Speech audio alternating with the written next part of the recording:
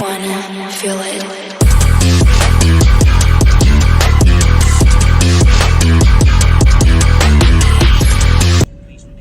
Good morning, everyone. I know it's a terrible angle. I am so sorry.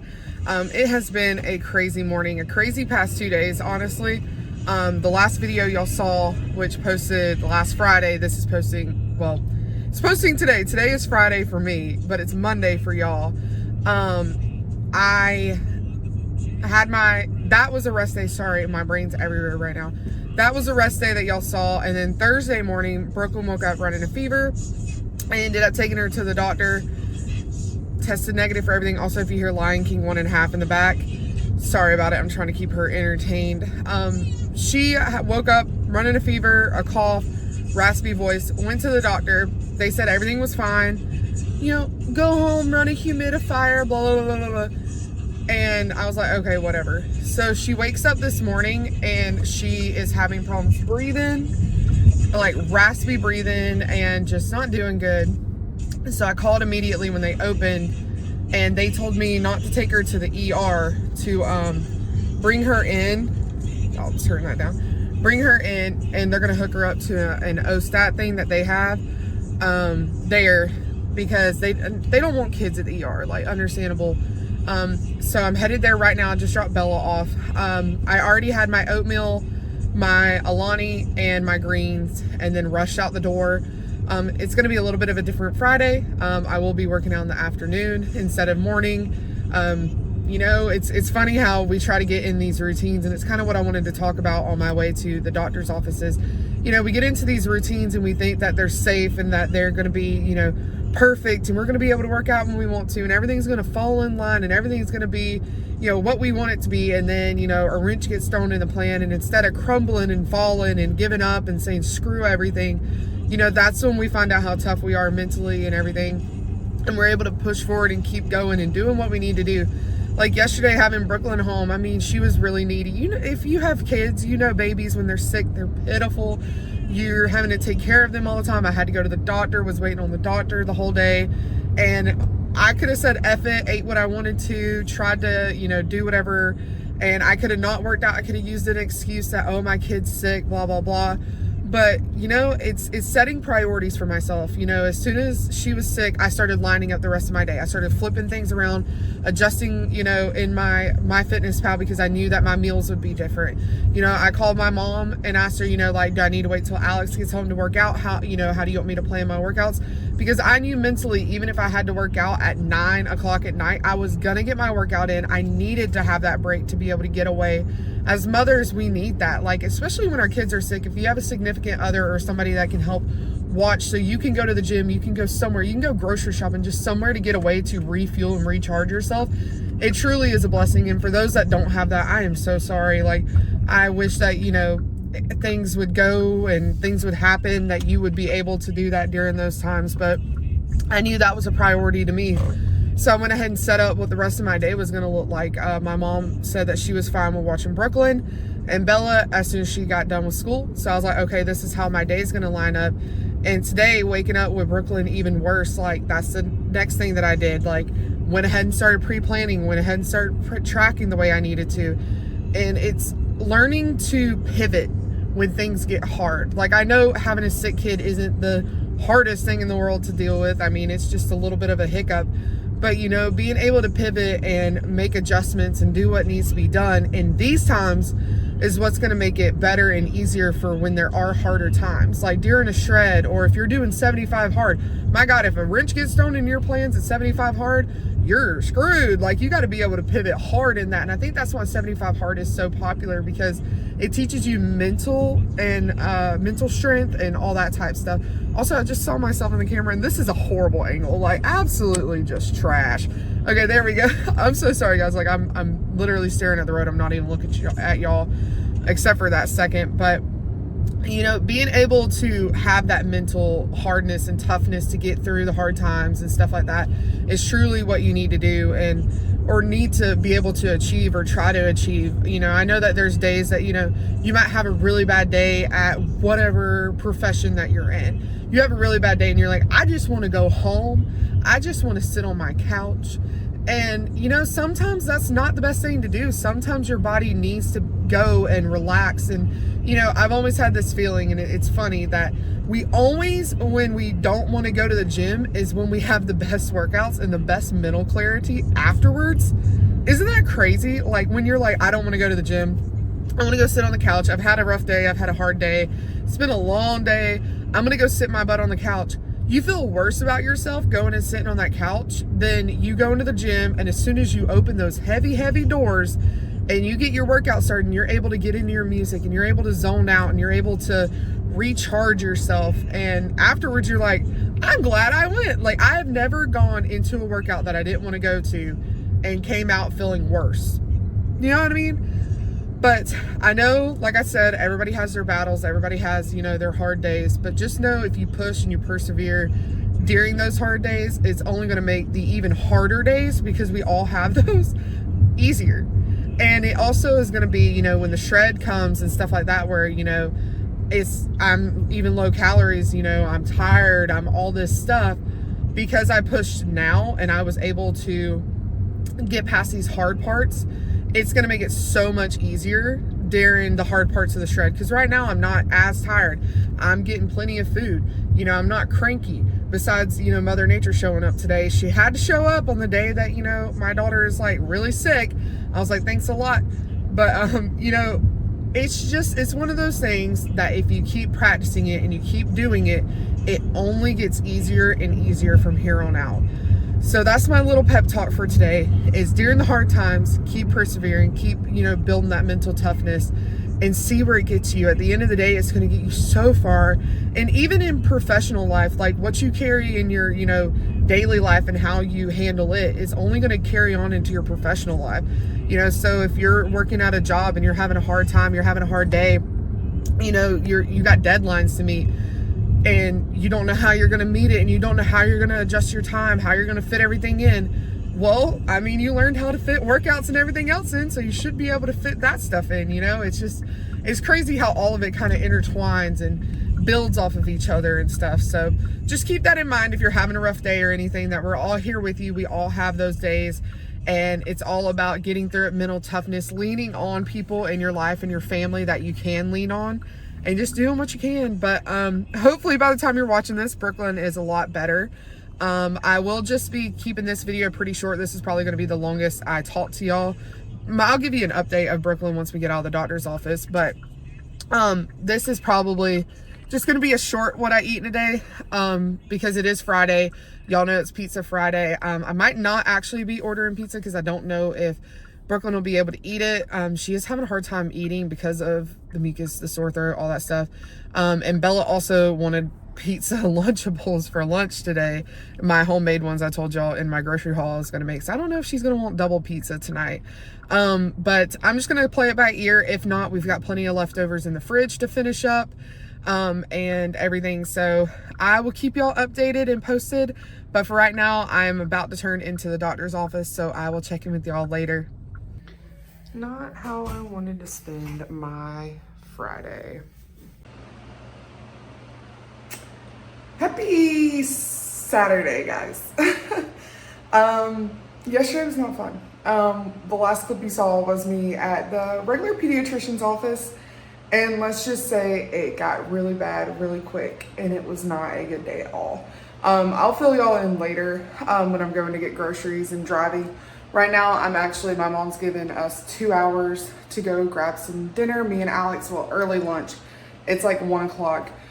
We're gonna go eat Mexican food, kind of decompress from yesterday and the stress and everything. Like I said, I'll fill y'all in later. It was a terrible day, but I'm not gonna cry. But everything is good now, but we're gonna go get some food and we'll come back. And then we've got some things around the house. I've gotta go get groceries. I didn't place a pickup order yesterday like I was supposed to for today. So I'm just gonna go in store and get everything real quick later on. It'll probably be later this evening when we go. But basically tonight, me and Alex are just gonna have a game night. I'll show y'all. We've been playing Monopoly Avengers Edition. It is so good. It's so much fun. Today is just gonna be lounge around the house and everything, just taking care of Brooklyn, getting her feeling better. But I just kind of wanted to catch y'all up and get this video ended So we'll be combining it with today, and like I said, I will let y'all in on what happened and everything, but let's go ahead and go grab some food and I'll take you with me.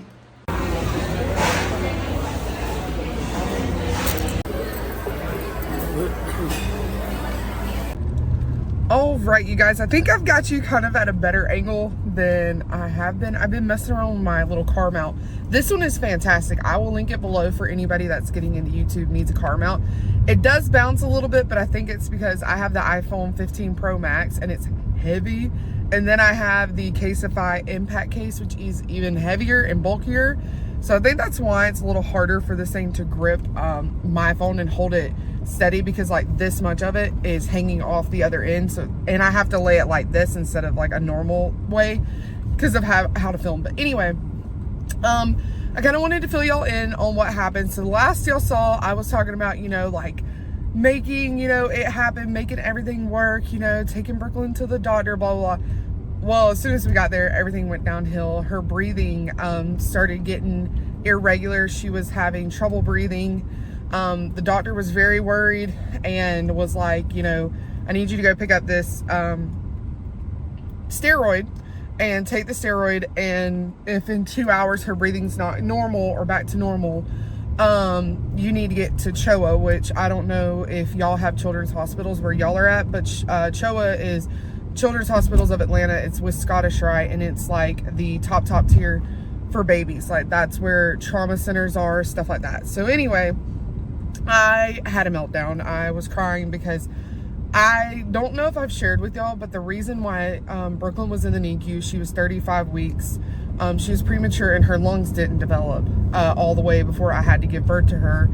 I had a lot of health issues in both of my pregnancies, but they were only pregnancy related, and it had nothing to do with weight. So anybody who wants to come on here and try to blame me for being overweight when I was pregnant, you can go somewhere with HE double hockey sticks, because that's not why. I was even told by doctors that's not why. I could have been skinny as a rail and it wouldn't happen. But I just wanted to go ahead and preface that just in case somebody wants to get, you know, smart with me about that. But anyways, she was 35 weeks premature. Bella was premature too.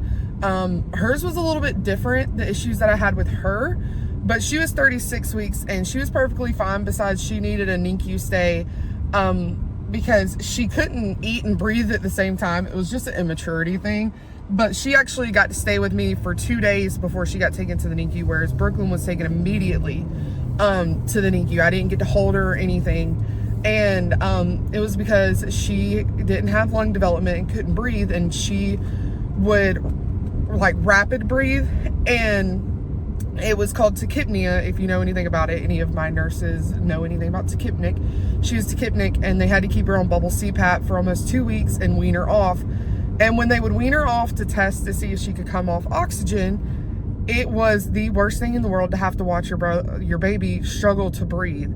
And it was so traumatic on yesterday, which was Friday, because she was doing the exact same thing she would do in the NICU. Now, she wasn't tachypnic.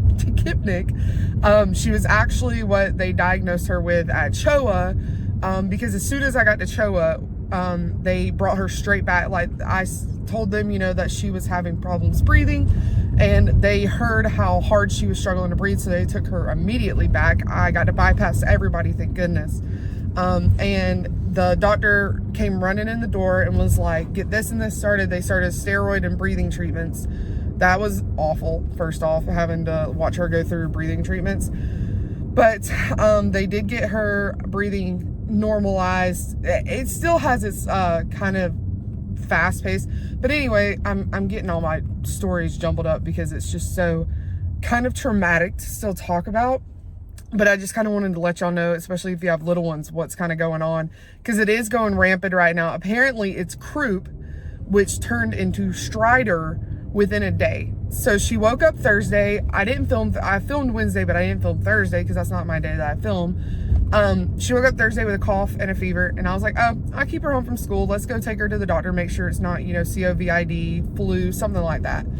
Took her to the doctor. She tested negative for COVID, flu, RSV, all of that. They said, hey, put the humidifier on and just let her rest. She'll be fine. And I was like, okay. she woke up Friday morning, as y'all could tell by the video I already made. Like, she just had irregular breathing, was not doing as good, but it progressively got worse when we went to the doctor. Like, when we were at the doctor, she couldn't even walk 2 steps, and just sitting there, she couldn't breathe. So that's why I was saying it like got worse and everything went downhill from there. But it was just so traumatic because of everything that I saw in the NICU and what she went through. I just like cried the whole day, like waiting those 2 hours, then waiting to get, my dad had to come home to drive us down there because I had to figure out everything with Bella. Thank God for my family. My mom helped.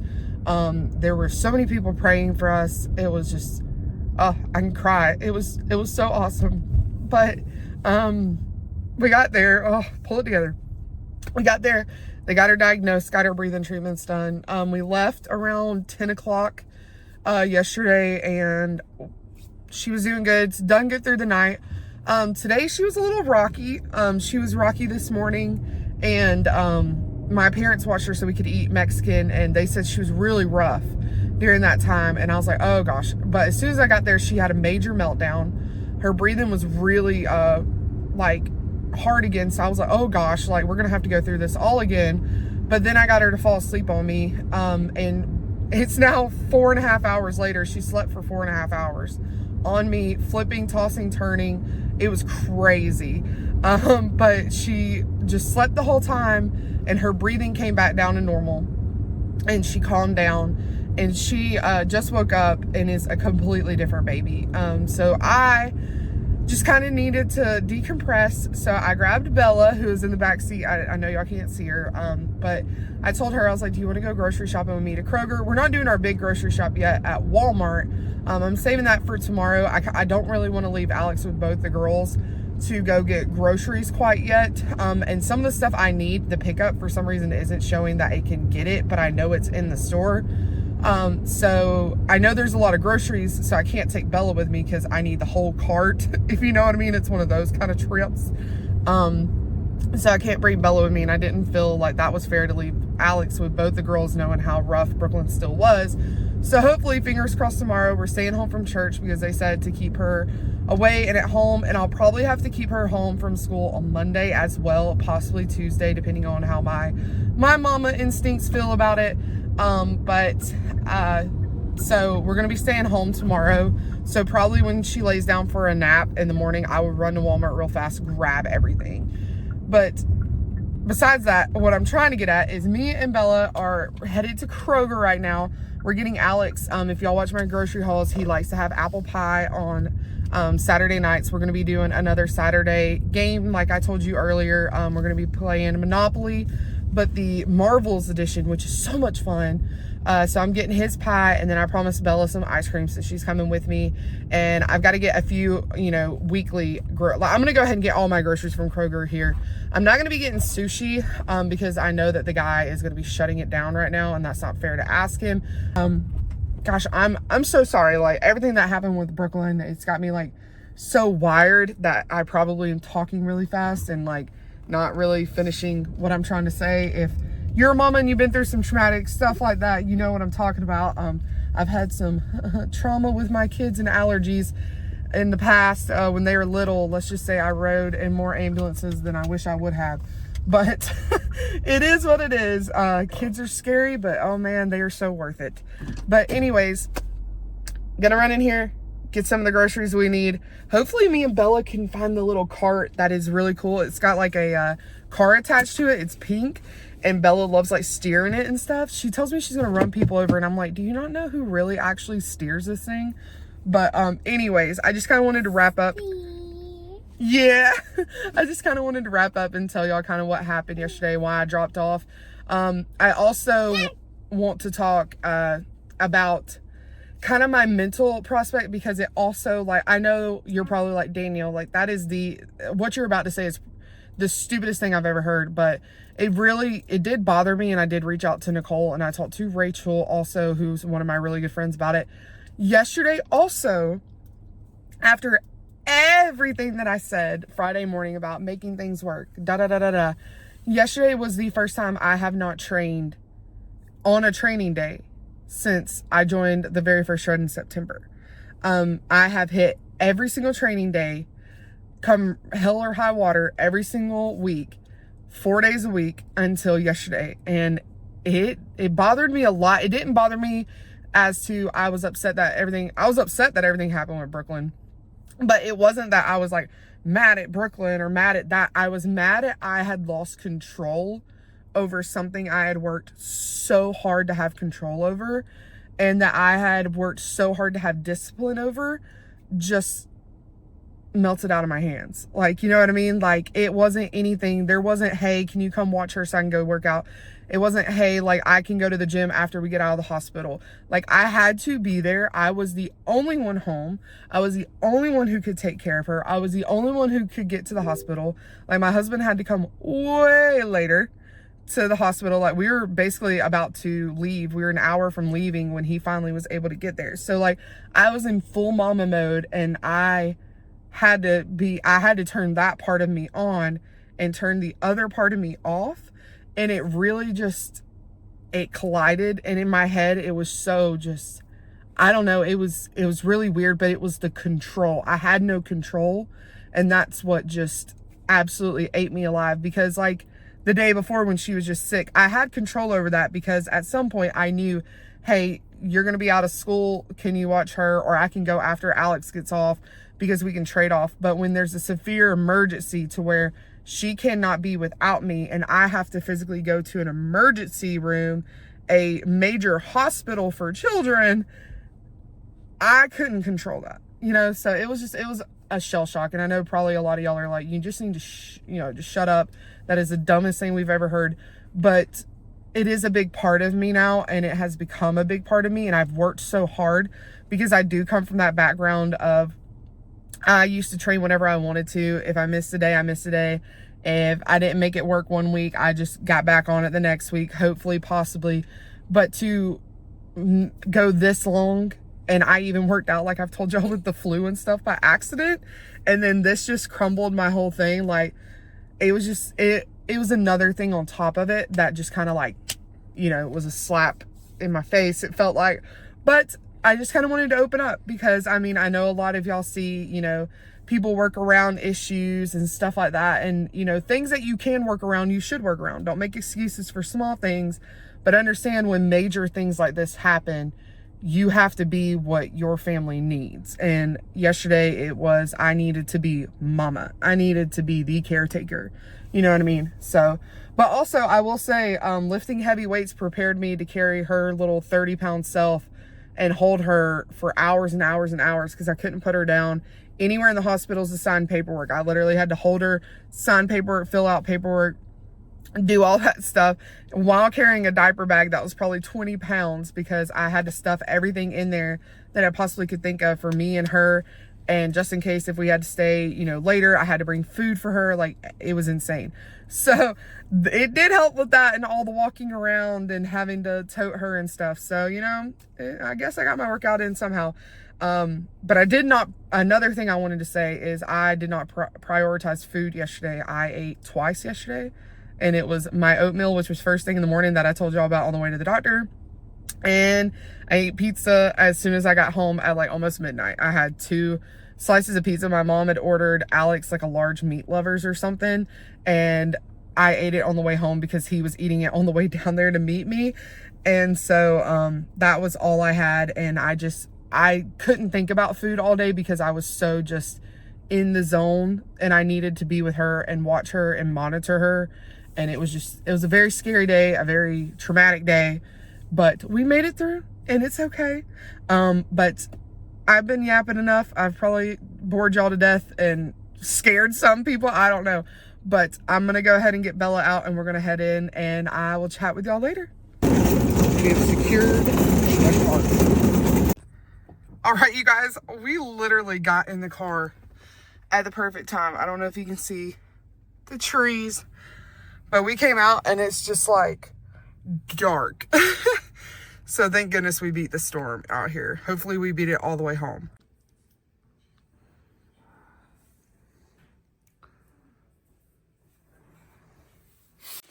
All right, you guys, that's gonna end out the video for the weekend, I guess. I'm saying weekend because it had Friday and then today in it. We just got done playing game night. Of course, I won. Not really. We kind of ended it, cut it short because it is getting super, super late. So I just took a picture of the board and then we put what money we had and what cards we had in a little baggie and everything. But it is so much fun. We watched Thor Love and Thunder while we played. And of course, I chose Thor to be my little character that I played with. I love Thor, my favorite movies. But anyway, I hope y'all enjoyed and I'll see you on the next one. Peace.